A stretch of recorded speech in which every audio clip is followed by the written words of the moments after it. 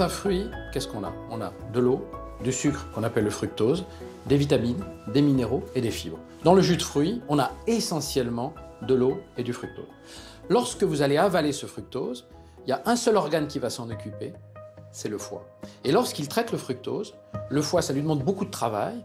Il ne va pas pouvoir traiter les graisses qui vont s'accumuler dans sa structure.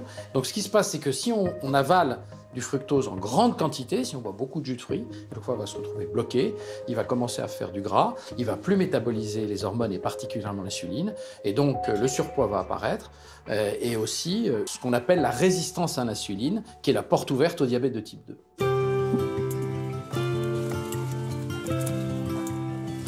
Tous les jus de fruits ne se valent pas d'un point de vue santé. Bien entendu, le meilleur, c'est celui que vous faites à la maison le matin quand vous pressez vos oranges. En sachant quand même que dans l'orange pressée, vous allez avoir du sucre, mais aussi des vitamines et de l'eau.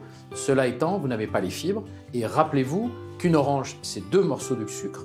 Donc si vous mettez 2 oranges, vous en avez 4. Si vous mettez 3 oranges, vous avez 6 morceaux de sucre.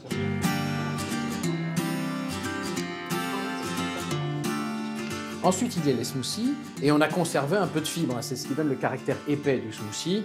Mais le problème, c'est que dans le smoothie, on boit des quantités supérieures. Le verre est plus grand. Et comme on a mis plus de fruits, on a encore plus de sucre. On peut avoir jusqu'à 20 grammes de sucre, soit l'équivalent de 5 morceaux de sucre. Il y a aussi les jus de fruits industriels, et là en gros il y a 3 catégories. La première catégorie, c'est les jus frais pressés, qui sont dans des packs opaques pour éviter que la lumière ne détruise les vitamines, et ça on peut les boire sans aucun problème, en quantité raisonnable.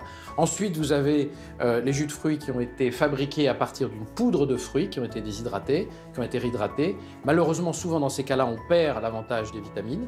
Et la troisième catégorie, ce sont ceux où on a ajouté du sucre. Et là, je ne recommande pas parce qu'il y a déjà le fructose du fruit et puis en plus, on rajoute du saccharose pour le rendre encore plus sucré. Une petite note sur les nectars qui sont en fait des concentrés de fruits et qui, eux, sont vraiment très riches en fructose et que je trouve peu recommandables.